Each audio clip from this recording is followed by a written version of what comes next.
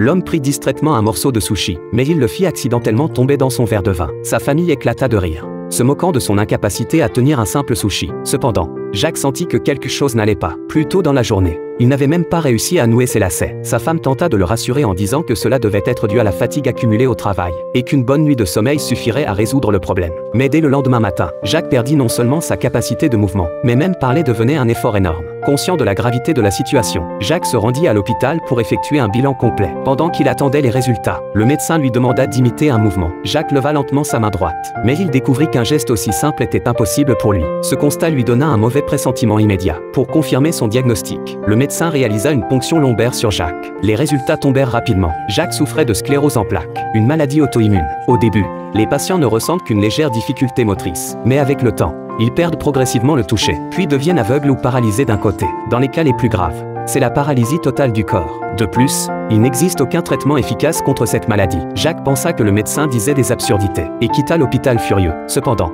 lorsqu'il rentra chez lui en sentant l'alcool, sa femme comprit qu'il avait accepté le diagnostic du médecin. Mais Jacques devint extrêmement négatif. Il criait sur sa femme et lança des insultes à son beau-père qu'il n'aimait pas. Pourtant, personne ne lui en tenait rigueur. Un mois passa, Jacques se désintéressait de tout, jusqu'au jour où la naissance de sa femme le ramena à la réalité. En tenant son fils nouveau-né dans ses bras, Jacques trouva une raison de ne pas abandonner. Mais alors qu'il se promenait dans la rue, les symptômes réapparurent. Heureusement, sa femme arriva rapidement. Pour des raisons de sécurité, Jacques commença à s'entraîner à la course dans une salle de sport. Cet exercice quotidien fit évoluer son état d'esprit. Un jour, après son entraînement, une affiche attira son attention. Elle annonçait un triathlon, 3,8 km de natation, 180 km de vélo et un marathon de 42 km. C'était un défi difficile même pour une personne en bonne santé. De retour chez lui, Jacques se regarda dans le miroir et prit une décision audacieuse. Quand il annonça son intention de participer au triathlon, sa femme n'en crut pas ses oreilles. Un tel exploit est déjà difficile pour une personne normale, alors pour un patient atteint de sclérose en plaques. Mais Jacques répondit que les meilleurs souvenirs naissent des idées les plus folles et qu'il ne voulait pas regretter de n'avoir jamais essayé.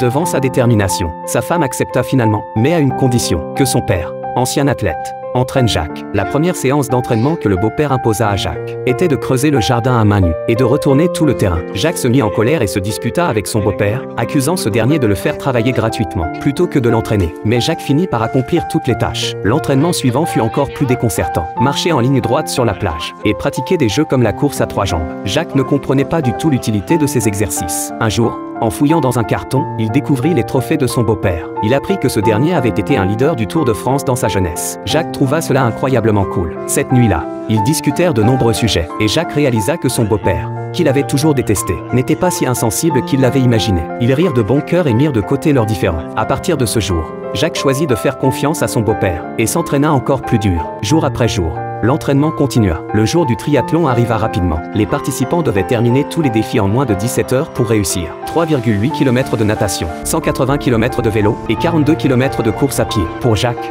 chaque épreuve représentait un défi colossal. Lorsque le compte à rebours commença, des centaines de participants se précipitèrent vers la mer. Jacques devait gérer ses efforts et craignait que ses symptômes ne réapparaissent. Il nageait lentement et mit 1 heure et demie pour revenir au point de départ. Ensuite vint la course à vélo de 180 km. Jacques était épuisé, mais son regard restait déterminé. La moitié du temps était déjà écoulée. Il ne restait que le marathon de 42 km. Les minutes s'écoulaient lentement. Jacques était exténué, mais en voyant un participant abandonné, il se souvint des paroles de son beau-père, ce qui le motiva à continuer. Avec moins de 3 heures restantes, la nuit tombait, alors que de nombreuses personnes avaient déjà terminé. La famille de Jacques était de plus en plus inquiète. Quand il ne restait plus que 9 minutes, les organisateurs commencèrent à ranger. Le beau-père de Jacques protesta, mais on lui répondit qu'il n'y avait plus de participants. Sa femme regarda l'horloge avec inquiétude. Il ne restait que 4 minutes. C'est alors qu'elle aperçut une silhouette au bout de la piste. C'était Jacques. Il était à moins de 100 mètres de la ligne d'arrivée. Sa femme courut vers lui pour le soutenir. Accompagné et encouragé par sa famille, Jacques franchit enfin la ligne d'arrivée.